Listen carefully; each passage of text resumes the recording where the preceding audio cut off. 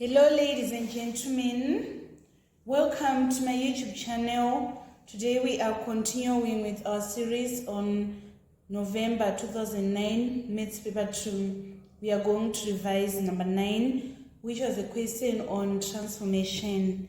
It is saying using the diagram to answer the following questions. A, we are having triangle B. It is a reflection of triangle A. Write down the equation of the mirror line. In order to find the equation of mirror line, we need to draw a line that joins the corresponding points. For example, this point is corresponding with this point. So we are going to draw a line that joins this point and this point. We are going to join like this. And then after that, we need to construct a perpendicular bisector of this line. So from this point, I'm going to construct an arc at the top and also at the bottom.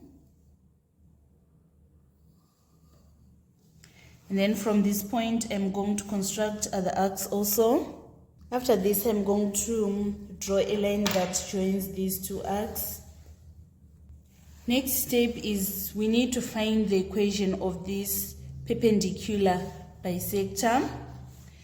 We are going to take n2 coordinates along that line. We are having this minus 2, 0, and also we are having this 2, 0. So we need to find the gradient. So the formula of calculating gradient is change in y over change in x. So our change in y, we are going to say, let me write the coordinates again. We are having this minus 2, 0. And also we are having this 0, 2. So we need to find the gradient. So the change in y, we say 2 minus 0. And then the change in x, we are going to say 0 minus 2. 2 minus 0, we get 2. 0 minus 2, we get 2. 2 divided by 2, we are going to get 1. So it means that the gradient is equal to 1. And then the equation of line is y is equal to mx plus c. C is the y-intercept where the line is crossing the y-axis. It is crossing at 2. So we are going to write y is equal to, our gradient is 1 times x. We get x, and then our c is going to be positive 2. Let us now move on to part 2. It is saying, given that K8 is one of the invariant points under this reflection, find the value of k. So here we are having k8. We need to find k, which is x coordinate when y coordinate is 8. So we obtained the equation of mirror line as y is equal to x plus 2. It means that the value of y, it is going to be 8. We want to find the value of x. So here we are having our m is 1. So we say 1 times our k, which we need to find, and then c is fixed, which is 2. So we need to make k the subject of formula. We are going to shift this 2 to the other side so that it is going to be subtracted. So our k is going to be equal to 6. And then part B is saying describe fully the single transformation which maps triangle A onto triangle C. So this is our triangle A, and then this is our triangle C. We can see that A and C, they are isometry. So it can be reflection, it can be translation. So the isometry that is left is rotation. So we are going to get the first mark by just stating that rotation is okayed. When describing rotation, we need to state about the angle of rotation and also the direction of rotation. So in order to find the angle and direction, we use a tracing paper. So this is the tracing paper. Here is A, and then this one is B, and then this one is C. So we are having a photocopy of this one. So let's say we have this A, B, C, and then we rotate it 90 degrees. It is going to be like this. So can we see that this one and this one is the same? It implies that the angle of rotation, it is 90 degrees clockwise. So using this tracing paper, our A1 is going to be here, and then our B1, our C1 is going to be here. So you get the second mark by stating that the angle of rotation is 90 degrees clockwise. And then lastly, when describing rotation, we need to state about the center of rotation. I'm going to show you how to find the center of the rotation. So the first step is to join the corresponding points. We have this C and this C1. We need to join them together like this. And then after this, I'm going to construct the perpendicular bisector of C and C1. So from this point, I construct an arc and also an arc here. And also at this point, I construct another arc, and also from this point C, I construct another arc. So it means that I need to extend C1 for them to intersect. So I want to join the intersection of these two arcs. I'm going to join them like this. I'm now joining the intersection of the two arcs like this. Next, I'm going to join B and B1. I'm going to join like this.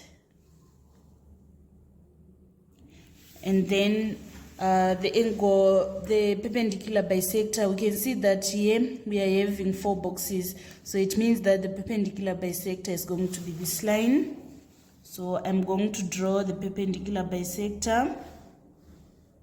So the first line and the second perpendicular bisector, they are meeting at 2, 2. So it implies that the center of rotation is going to be 2, 2.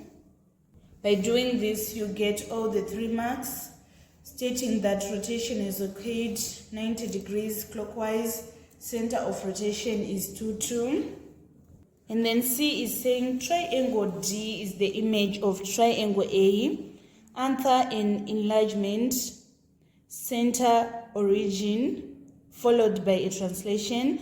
Write down the scale factor of the enlargement. What is going to guide us in order to find the scale factor of enlargement is this BC and this BC. From this point to this point, we are having 2 units. And then from this point to this point, we are having 1 unit. So we are going to say 2 divided by 1 in order to find 1 divided by 2 in order to find the scale factor is half. Why it is half? Because we can see that the image is now smaller than the object. So the scale factor of enlargement, it is going to be less than 1. So the scale factor of enlargement is going to be half. It is not going to be negative because both the image and the object, they are facing same direction. Then we are told that the center of enlargement is the origin, which is 0, 0. So we need to draw the triangle. When this triangle is enlarged by half and having the center of enlargement is the 0, 0, because after having that triangle, it was then translated for us to have this D. So we need to draw a diagram like this, because when it is translation, both the image and object, they are going to be facing same direction and also being isometry. So first we are going to join this B and 0, 0 like this.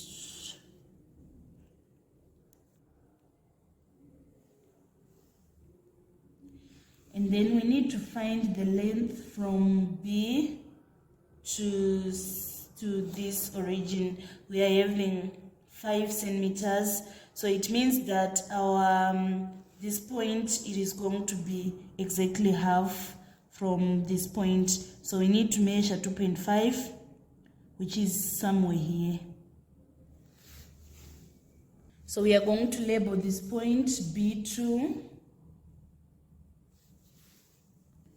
And then I'm going to join this C and origin like this. I'm having from this point to this point, I'm having 3.4 centimeters. So I need to find the half of 3.4. If you say 3.4 divided by 2, we are going to get 1.7. So I need to measure 1.7 from this point. 1.7, it is somewhere here. So I'm going to label this point, that this point is going to be C2. Then after that, I'm going to join.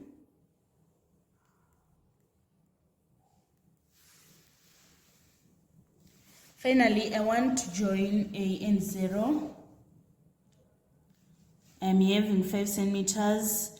So it means that exactly distance, that is half, it is going to be 2.5, and this is our 2.5.